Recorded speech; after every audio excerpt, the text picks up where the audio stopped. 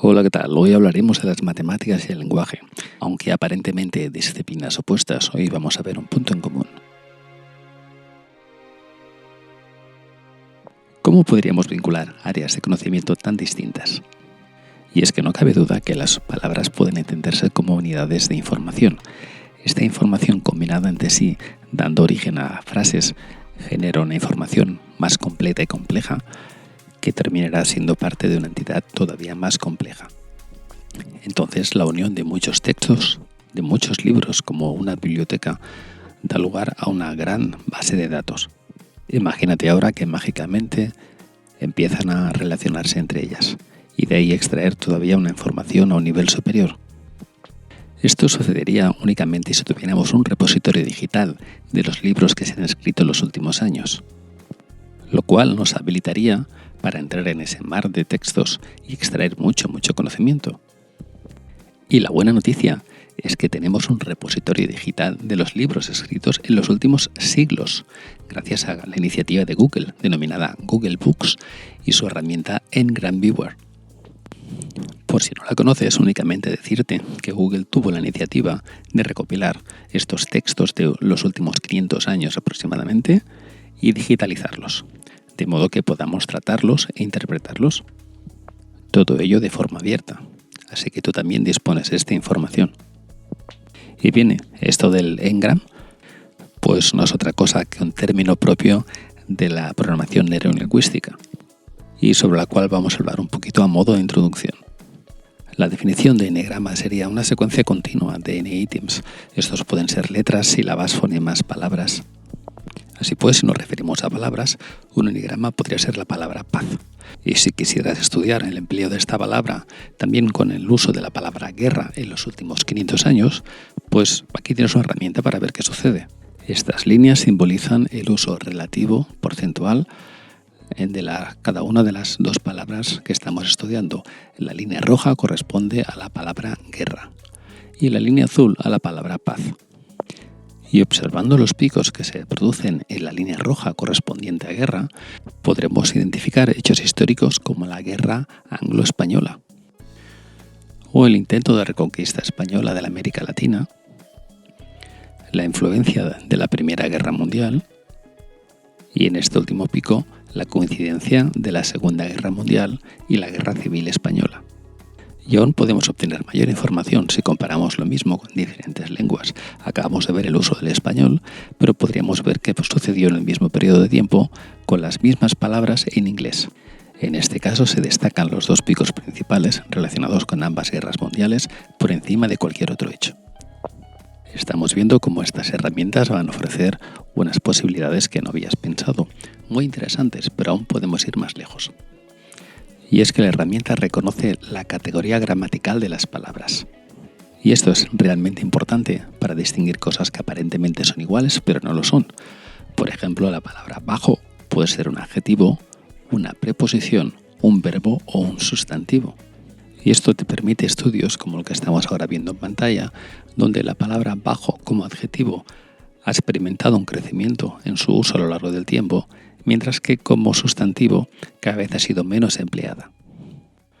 Este visualizador también permite el uso de comodines, de wildcards. Esto es realmente interesante porque podemos estudiar cosas como, por ejemplo, qué palabras son más frecuentemente empleadas detrás de otras en particular. Por ejemplo, ¿cuáles son las palabras con mayor probabilidad de aparecer tras la palabra amigo? Aquí vemos el resultado.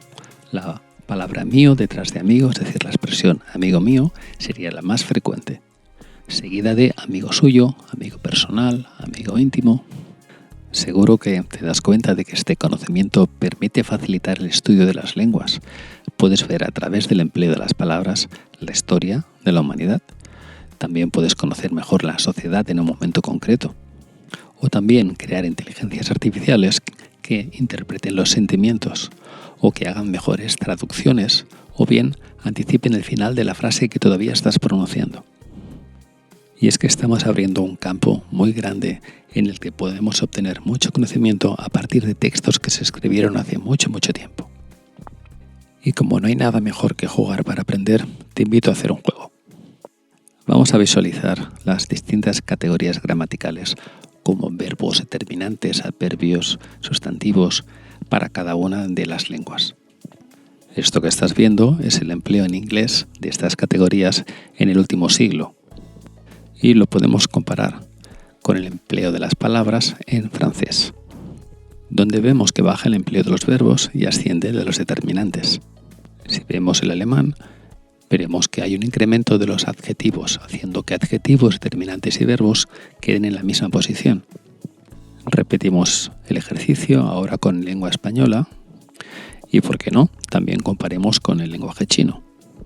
Y ahora que hemos recogido para cada lengua las que he mostrado y otras más, como puede ser el italiano, el hebreo, podríamos emplear estas características de uso gramatical empleando un análisis de componentes principales. Esto nos ayudaría para comprender descriptivamente las diferencias entre las lenguas.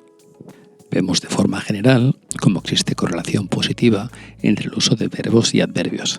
Es decir, aquellas lenguas que utilizan mayor número de verbos también utilizan mayor número de adverbios. Lo contrario sucede con el uso de los adjetivos, cuya correlación es negativa respecto a verbos y adverbios. Podríamos decir que aquellas lenguas que son más descriptivas, que utilizan mayor número de adjetivos, emplean menor número de verbos y de adverbios. Esto mismo también se aprecia con una correlación negativa entre el uso de sustantivos y determinantes. En el momento en que se utilizan más sustantivos, se emplean menos determinantes. Y situando cada una de las lenguas estudiadas en un score plot, veremos lenguas como el ruso, también como el chino, que aparecen más alejadas de la nube de puntos que representan el resto de lenguas. Y ahora, sobreponiendo los dos gráficos vistos anteriormente, podemos observar cómo este punto que señalo, que corresponde al lenguaje ruso, emplea una cantidad mayor de adjetivos y sustantivos y no emplea determinantes. De hecho, la lengua rusa no tiene determinantes.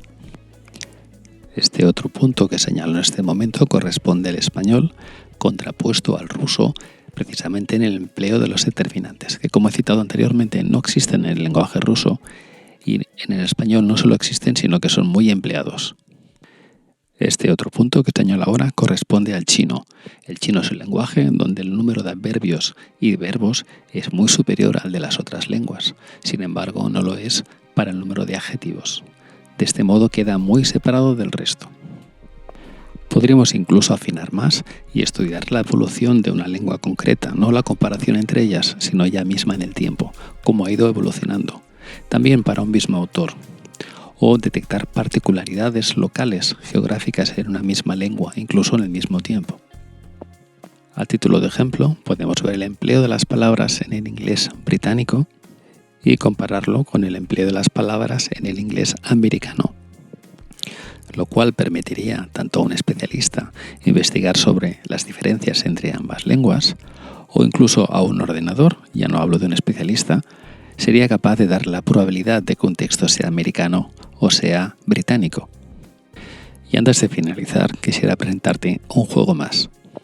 Este sistema permite conocer la probabilidad de una palabra siguiente a una palabra determinada que se acaba de pronunciar.